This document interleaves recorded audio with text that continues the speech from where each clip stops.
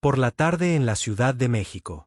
Mientras la mayoría de los capitalinos terminaba su jornada laboral y las calles del centro histórico seguían con su ritmo de siempre, esa ciudad que nunca para, Omar García Harfuch hizo algo que en 35 años ninguna institución del Estado mexicano había logrado: la combinación exacta de voluntad, evidencia y autorización legal.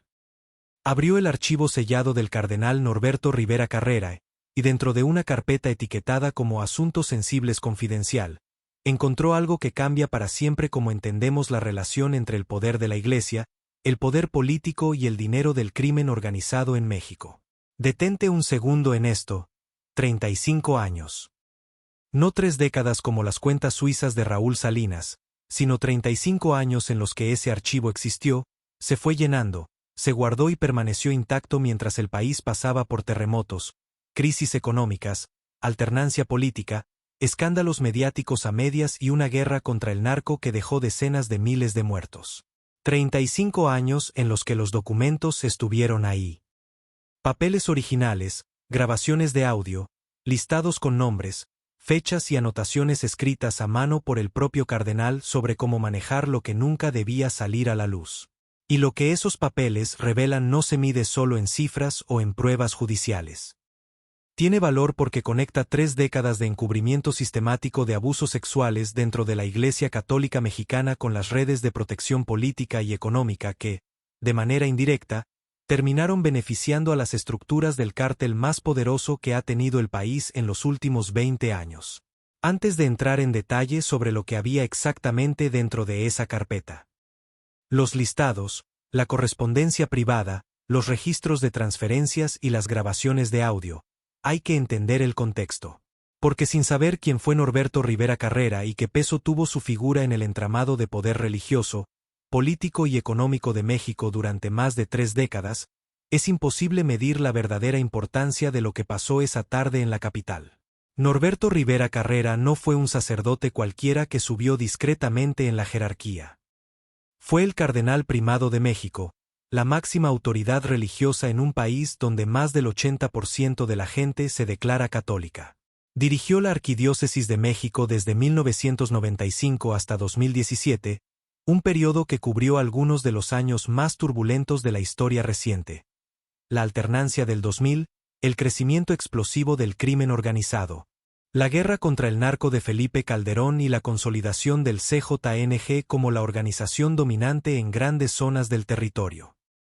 En ese escenario de cambios profundos e inestabilidad, su posición como líder de la Iglesia le dio acceso a información, contactos y mecanismos de influencia que ninguna figura pública debería haber utilizado para los propósitos que los documentos revelaron esta tarde. Las investigaciones sobre el comportamiento de la Arquidiócesis de México no surgieron de la nada. Durante años, periodistas, activistas y víctimas de abusos sexuales cometidos por sacerdotes bajo la responsabilidad de Rivera intentaron documentar un patrón que se repetía con una regularidad que no podía ser casualidad. Cuando un sacerdote era acusado de abuso, la respuesta de la institución no era denunciarlo ante las autoridades civiles, era trasladarlo. El cura desaparecía de la parroquia donde había cometido los hechos y reaparecía semanas o meses después en otra diócesis, en otro estado, en otra comunidad donde nadie sabía su historia y donde el ciclo volvía a empezar. Ese patrón fue documentado parcialmente por organizaciones de víctimas, denunciado en medios nacionales e internacionales y generó reportajes que pusieron el nombre de Rivera en el centro de la controversia. Pero ninguna de esas investigaciones había tenido acceso a lo que esta tarde la Fiscalía General de la República sacó del archivo sellado. Lo que hace posible este hallazgo es lo mismo que permitió abrir las cuentas suizas de Raúl Salinas hace apenas unos días: el desmantelamiento del CJNG. No solo eliminó a sus operadores y rompió sus rutas de logística y financiamiento. También expuso algo que los analistas de inteligencia venían documentando desde hace meses con cada vez más precisión. Las redes de protección política y económica que permitieron al CJNG operar durante años no eran algo nuevo.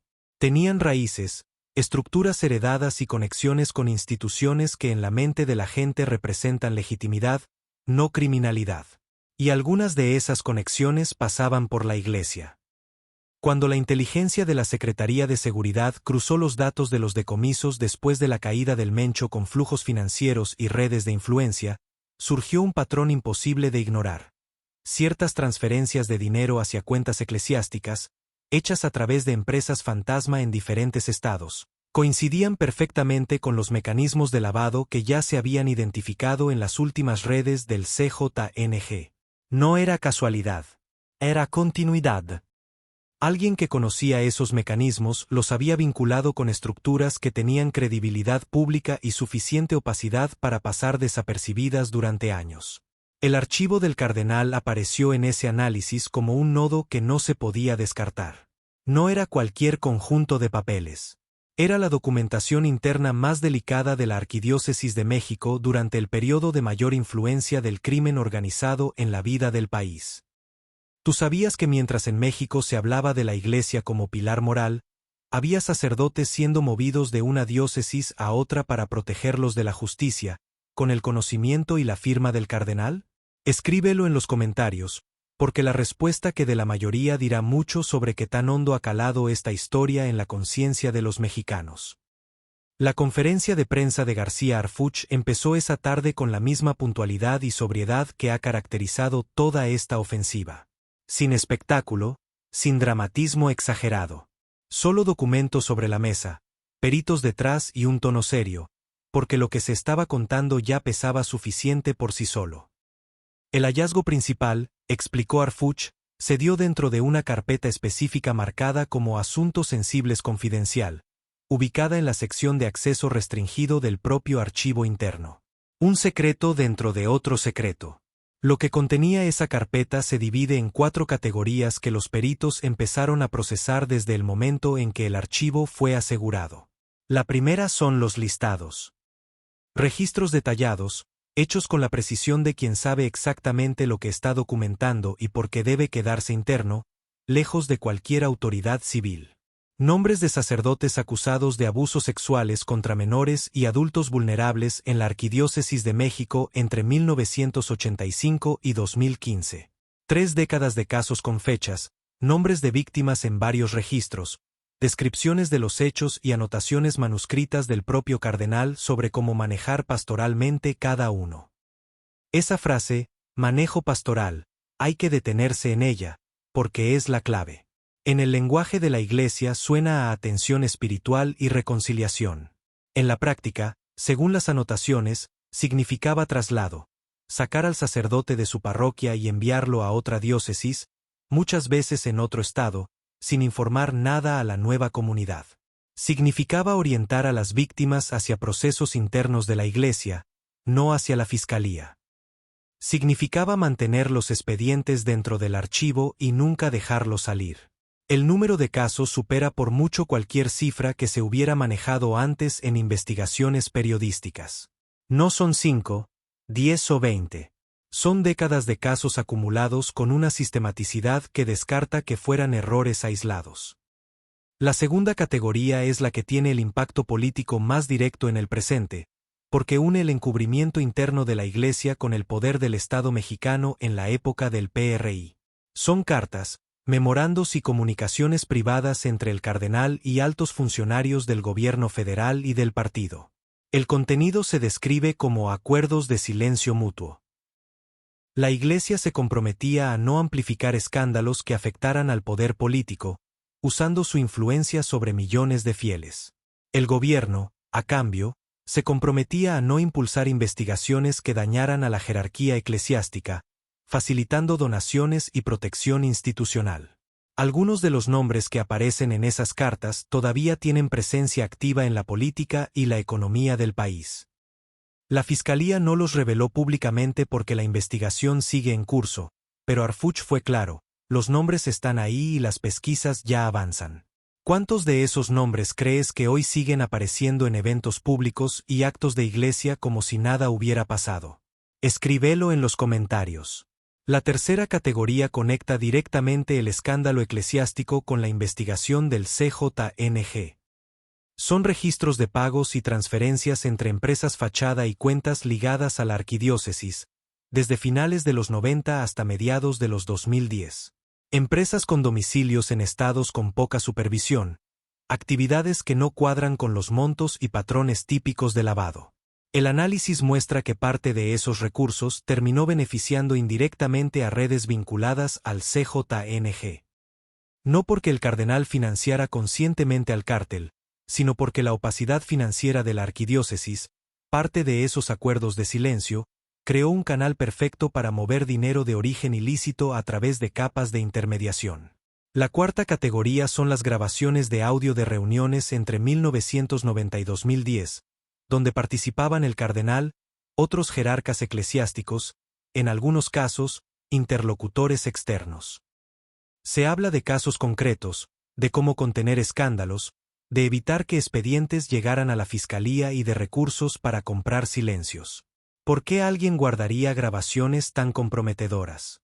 Los investigadores manejan dos hipótesis, que servían como mecanismo de control mutuo, pólizas de seguro, o que el cardenal nunca imaginó que el Estado mexicano abriría ese archivo en su vida.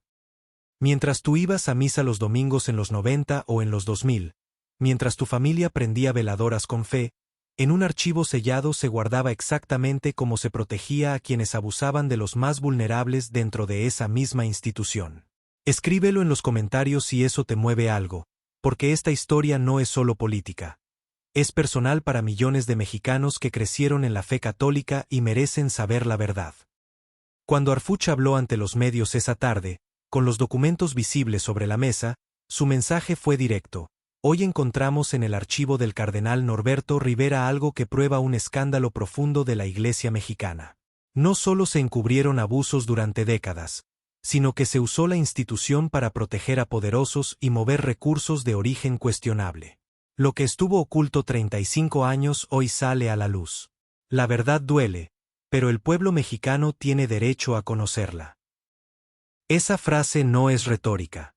Abre la puerta para que las víctimas fortalezcan sus casos, porque la evidencia de encubrimiento activo puede interrumpir plazos de prescripción.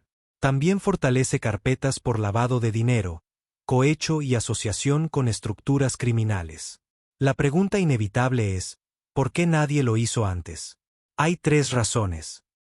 El peso político y cultural de la Iglesia que hacía muy costoso cualquier enfrentamiento, la falta de evidencia técnica suficiente para justificar una apertura judicial, y el momento estratégico. Solo ahora, con el expediente del CJNG lo suficientemente maduro, tiene valor probatorio real. ¿Cuántos años más habrían pasado si el CJNG no hubiera sido desmantelado y no se hubiera encontrado ese hilo financiero? Y si te animas, escribe también si crees que esta es la única institución en México que aún guarda archivos sellados que nadie ha abierto. El análisis de las grabaciones tomará semanas, pero el simple hecho de que existan y se hayan conservado amplía la investigación. Alguien decidió no destruirlas, sino mantenerlas. Esta operación envía un mensaje claro: la impunidad histórica ya no tiene cobertura institucional intocable, venga de sotana, de cargo político o de acuerdos informales. Las bóvedas de Durazo duraron 44 años, las cuentas de Salinas 30, el archivo de Rivera 35. Ninguna duró para siempre. Esta tarde del 7 de abril en la Ciudad de México completa un arco. Del abatimiento del Mencho, a los decomisos, a las bóvedas de Durazo, a la caja de Salinas y ahora al archivo del cardenal. La ofensiva toca todas las capas del poder. Político, de seguridad y ahora el moral y simbólico. El pasado y el presente de la impunidad en México no son historias separadas. Son la misma historia, con diferentes nombres y escenarios, pero con la misma lógica. Quienes creyeron que podían usar el poder para proteger lo indefendible y guardar en archivos sellados lo que el pueblo merecía saber. Ese archivo que durante 35 años ocultó lo que millones de víctimas y fieles tenían derecho a conocer, ya no es un secreto. Es evidencia en una carpeta de investigación activa. Y México acaba de dar un paso importante hacia la verdad completa.